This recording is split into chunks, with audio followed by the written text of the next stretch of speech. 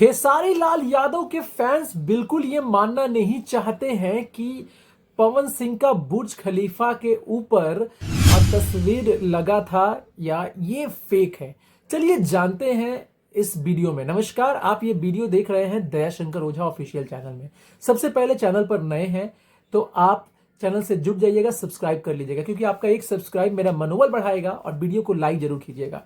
देखिए, कल देश दुनिया ने देखा पवन सिंह का एक छोटा सा क्लिप वायरल हुआ था जिसमें बुर्ज खलीफा में पवन सिंह का बर्थडे विश किया गया।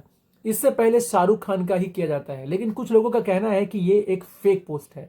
देखिए, ये खबर सनसनी तब पकड़ी जब भोजपुरी के नहीं भाई, बॉलीवुड के सबसे बड़े इंस्टाग्राम चलाने वाले अकाउंट इंस्टेंट बॉलीवुड ने डाला था, जिसका 31 मिलियन सब्सक्राइबर है, आई मीन टू से फॉलोअर है।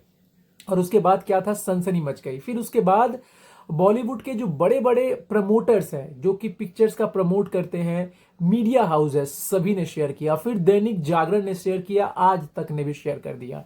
और उसके बाद ये खबर आग की तरफ फैल गई।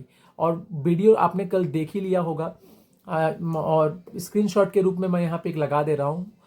तो अभी एक ऐसा पक्ष दिया जा रहा है खेसारी फैंस की तरफ से कि ये फेक है।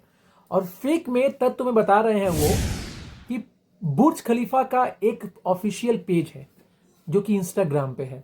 बुर्ज खलीफा जब भी कुछ शेयर करता है, I mean to Emaar group का ही है बुर्ज खलीफा। तो इमार ग्रुप जब भी कुछ ऐसा स्पेशल ओकेशन होता है तो इंस्टाग्राम, फेसबुक पर उसे शेयर किया जाता है, लेकिन उनके तरफ से कोई भी पोस्ट नहीं है। और इसी कारण खेसारी लाल यादव के जो तमाम फैंस है इसे फेक बता रहे हैं। लेकिन दूसरी तरफ ये समझना होगा कि पवन सिंह के फैन नहीं, ये पूरे देश दुनिया की मीडिया हाउस ने भी इस खबर को चलाया है।